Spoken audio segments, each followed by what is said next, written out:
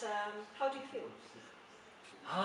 Great. I mean, first of all, I was thrilled by the size of the audience, and I was really excited by the number of people who I could see were actually drawing. They'd got their pencils, they'd got paper, because as everybody probably knows, my talk was about how to draw. And it was great to see everybody with their heads down, with a pencil, drawing something, and actually producing something, which I hope on Monday they're going to be drawing on their board. Yeah, that's very important, because if you spend the whole weekend attending a conference and you get something ready for Monday, I think that's a huge help. Definitely, I agree with you. Yes, that's a success. And what was the source of your inspiration? Do you always draw? Oh, well, I mean, let me answer your question in two parts. First of all, the source of my inspiration is kind of twofold. It's because when I was a kid, my mum used to draw a lot, and she was a terrible artist. And we used to poke fun at her all the time because of the terrible pictures she would draw. And we used to try, me and my sister used to try and improve on her pictures. And I think it's from there. And she was a teacher as well. She was a teacher of maths. And she used to try and draw on the board as well because she thought it was important. So I've kind of, as a teacher, realised that it's important. It's from there.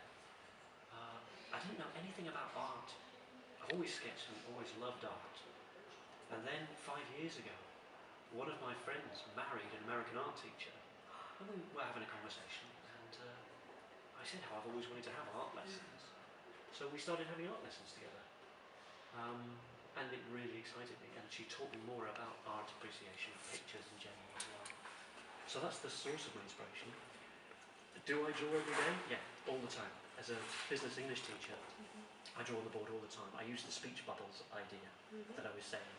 So even when I'm, for example, if I'm teaching my students functions of how to take part in a meeting, I'm still using the speech bubbles from different parties who are speaking to each other. And I've found, even with adults, they're stimulated, motivated, thrilled by it. Why not? Who said that adults shouldn't have fun in the lesson? For sure, absolutely. And yet there's an attitude that somehow we shouldn't be using art or comics or pictures in class. Yes. So, yeah, I think it's vital. Yeah. Thank you very much, Michael. Thank you. Thank It's a you. pleasure. Thank you very much. Thank you for the plenary, because it was really good. Great. Let me ask you guys a question in return. Will you be drawing in your classrooms next week? Well, yes. I mean, every time I draw, I receive a lot of feedback from the students. Positive feedback? Well, is there a negative feedback really? How about me? I'm not talented at this field, but I'll do my best to help them distinguish my horse from my monkey. Good.